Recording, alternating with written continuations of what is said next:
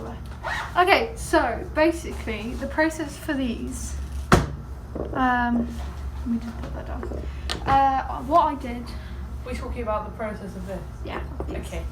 Basically, what I did, the first step I did was I started to play around with clay. Yeah. And I wetted it because the clay was quite hard, so I put it in water and I let it soak for like 5-10 minutes.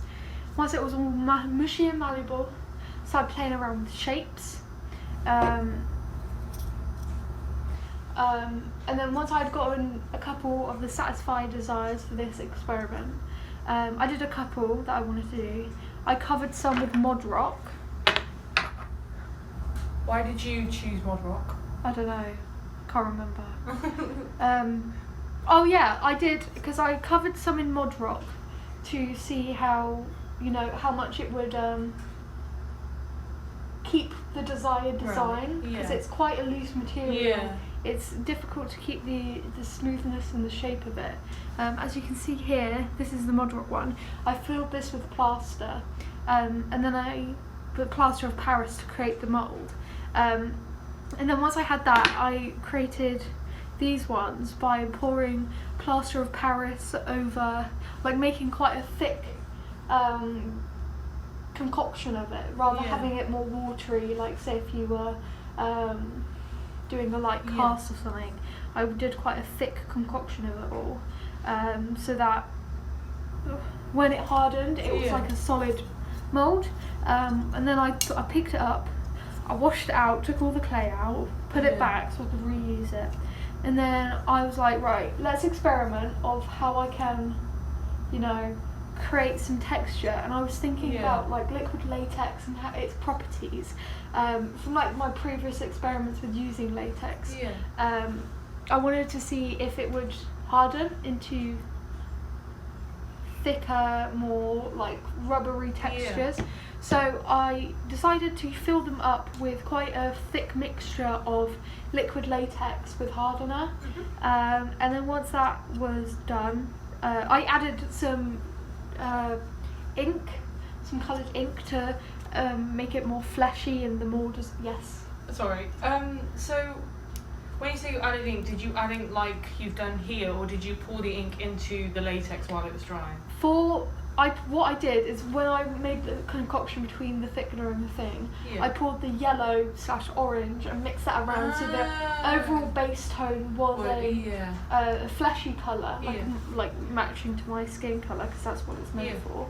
And then I painted the insides like I've done here on this one, so that when it hardened you can see certain points.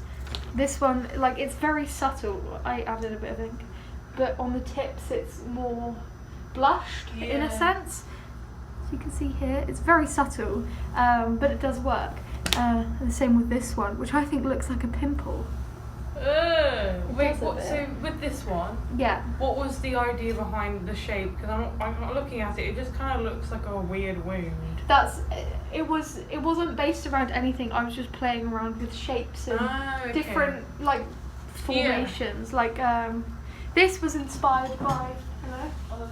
Hazel asked if you could read my poems and then give me back feedback on them. I absolutely can. Can you give me 5 minutes once I finish this? Thank you. So yeah, I was just playing around with just shapes and moulding different creations. I was very bored. I was like, I'm just going to play around with clay now. And this came out, and I really like it because it also looks like a pimple. Like you can see. Yeah, isn't it? I think because it's got like that little crater thing there. Yeah, and the little hole. Pimple gang.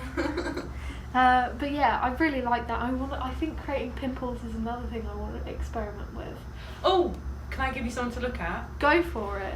I think I've recommended this before, but I knew that on RuPaul's Drag Race there was this one episode, one challenge, where they, I think it was like some acting challenge or singing challenge. Anyways, the runway was like something to do with like gemstones and like patterns and shape. I don't know exactly, but one of the queens came out in this oversized suit that had acne all over it, and the acne was gemstoned.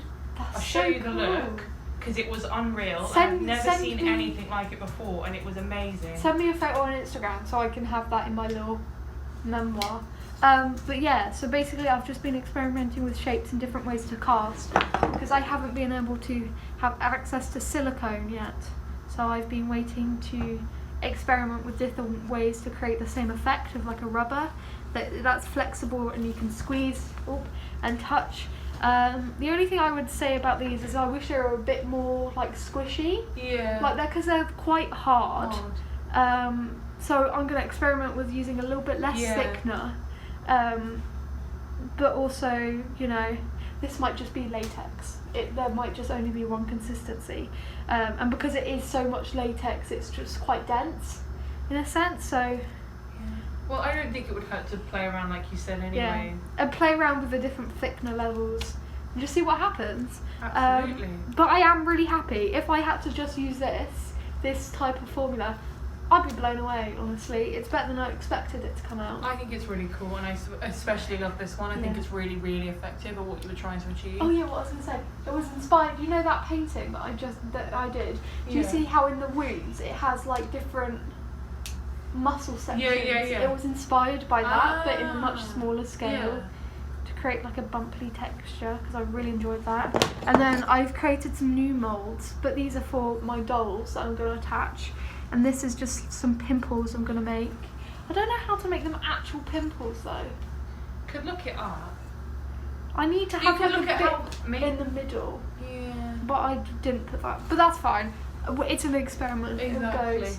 And I also made what am I doing? Oh, and I've made these horns to see if I can make some rubber horns into cups. Oh god, that's gonna be so satisfying if you ever smash it. I'm gonna have to smash it, so I can't wait.